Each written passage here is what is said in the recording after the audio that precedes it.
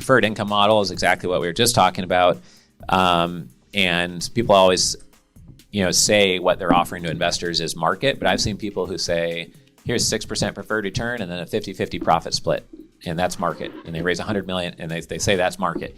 And they raise $100 million under that model. And more power to them if they're adding tons of value and the returns are there and people trust their team enough.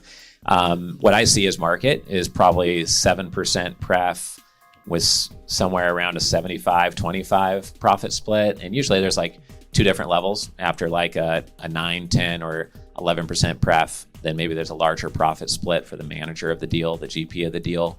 But these can be custom negotiated. There's a female real estate developer. I was on the board of her company for a couple of years, and she's thanked us publicly in several articles online where she didn't know what a family office was. She came to our family office club, learned what they were, got our databases, politely and persistently followed up just using the databases, not even our live events, and using a custom structure. Like when we talked about structure is everything, she found an investor and was able to win them over. And they were very skeptical, this investor.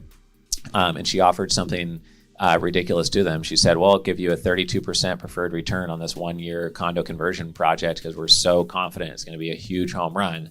And they said, all right, well, as long as we have this collateral and protection, these negative controls in case things start to go off the rails, we'll do that deal. They did it, and the deal went so well, she made more money than they did. Every deal after that, they wanted a traditional structure, so they were splitting things more evenly. But she wore her confidence on her sleeve with the structure. That's why this stuff is so important. If you're an investor, you protect yourself and you make a lot more money by knowing the structures. If you are raising capital, you close more investors who told you no by then saying, well, what if we did this custom structure? We realize we're early stage. We realize we're not BlackRock. We're not Blackstone. We're not Goldman Sachs. We don't have 800 million in AUM. So why don't we do this and this to help you with collateral or royalty or preferred return? And then that's how, when you know your investors really well, then you can design something that hopefully will be very appealing to them before they say no. And then you have to save yourself with a structure. Hopefully you come out with a structure that's so appealing that most investors you talk to will say, oh, that's really refreshing and unique, etc. Sometimes you can do something that just confuses people, even though if they understood the structure, it's really good for them. But if your investor sophistication level is low, they'll just be kind of, deer in headlights on it and not really get what's going on or feel like maybe they're getting tricked or something. And it takes a lot of education. So that's something to watch out for. One deal we did recently was with we only invest in two things with our own balance sheet money, really, is on the operating business side, multi-location medical practices, not med tech, not devices, not apps, just medical practices with multiple locations that are profitable. And then on the real estate side, Airbnb, like short-term rental properties. And in our Airbnb fund, we found another fund that we liked their thinking. We wanted to co-invest with them. But we had to tell them, like, hey, why would our fund invest with your fund? Then our investors are better off just going straight to you, and why should they give us any money? So we custom structured a deal with them where we get a 16.5% preferred return and a 50-50 profit split after that. Usually with preferred returns in real estate, if you're getting 16% and change preferred return, you get nothing after that. Or 18%, you get nothing. That's like preferred return money referred to in the industry. So we're excited to do that, and we get that for our fund, but we also can offer that to family offices that we talk to, and that's an extreme preferred return. The highest I've ever heard is that 32% one. That one's just ridiculous and kind of unheard of. Usually it's in that 6 to 12% band is what most deals are that we see, in case that's helpful for people that are wanting to know the lay of the land there on deal spectrum of terms. Any questions about preferred returns before we go on to the next slide? Just have maybe 4 more slides, 5 at most, and then we'll get to the small group exercise, give you a chance to stretch your legs, meet other people here in the room as well. So LLC structured deals, most important part of this slide is just emphasizing that you can have 8 different share classes or 30 different share classes if you want to in an LLC. Having 2 or 3 share classes is very common. One share class might give investors a preferred return. Another share class could give them a gross revenue royalty. Another share class could give someone collateral, and in return for collateral, they get less equity or less of a return. One share class could give people voting rights versus non-voting rights. You could own 1% of an LLC, but have all the control, even though you sold off 99%. You could put no money in and just contribute domain name, expertise, time, legal fees, etc., and own 60% of a company and raise money on a $10 million valuation and bring in that money and own most of the company without investing any money if it's structured that way within an LLC.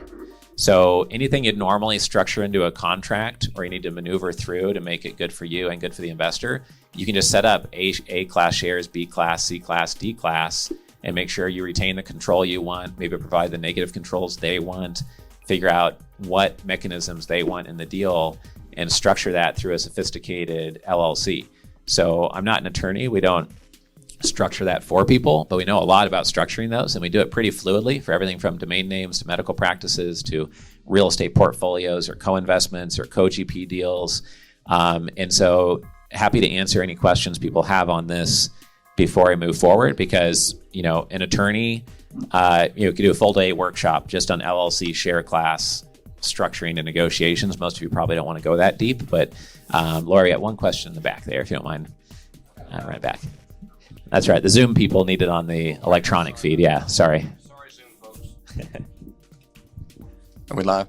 Yeah. Rob Batten, Real Basis. So real quick, I assume the answer to this, but for a C Corp and any structure, we can have this approach with the different share classes. I'm just making sure that's ubiquitous, right? We've used it with LLCs every time. We're just not big C Corp people, but I believe you can with C Corps. Obviously you'd need to work with an attorney to form it either way, so they'll stop you at the first step if you can't, but I believe you can, as my best of my knowledge. And Laura can bring it over to Keith here in 1 second here as well. And comment to both, yes, you can use a C Corp because I've seen it before. LLCs, use of LLCs, you just can't use this with S Corps typically. Okay. So as having multiple share classes destroys the ability to use an S Corp, but your individual partners could own their shares in a partnership or whatever it is as an S Corp. There's some nuances that everybody's got to think through. Awesome. Great. Yeah. Appreciate you adding that. And Keith adding a little insight like that. Anyone else who wants to add something that they've learned over time the hard way, or just learned it by having a good high quality partner, feel free to raise your hand and share that with the room. We are just doing that $600,000 investment into Better Bath, Better Body, for example. And part of the discussion was, should there be collateral of the warehouse around that being provided to the investor? And the investor is going to potentially invest maybe $1 million. And what we discussed, and this is relevant to how you'd structure a share class, is that, okay, well, we're just going to provide the collateral if they did the full $1 million. If they only do $600,000, should we provide the collateral? Well, we could have something in there if we wanted to, where it says we don't need the full $1 million now. $600,000 is fine for now. Perhaps in 4 to 6 months, we'll need the other $400,000 to close out that $1 million round. So as long as you fill that $1 million round within a 9-month period, that collateral stays in place. If it's not, you didn't do what was planned, which was invest $1 million. So that can be structured into some of the share class provisions there. Yes.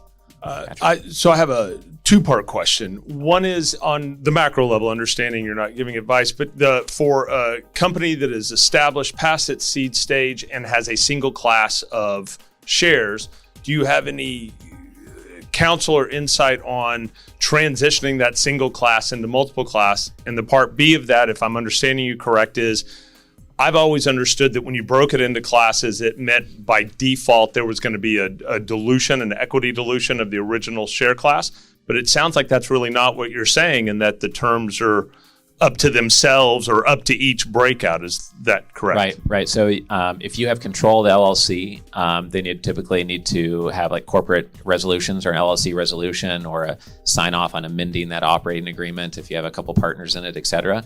But you can create share classes after the fact. We do that all the time. We had one simple deal and we create a whole new share class. Like we had a Dentist Investors LLC, and then when we acquired dentalclub.com, it's actually a share class within Dentist Investors for just that asset. And so on the dilution part, it just depends on what you're offering them. You may have to issue more shares than what was originally designed, or issue advisory board shares.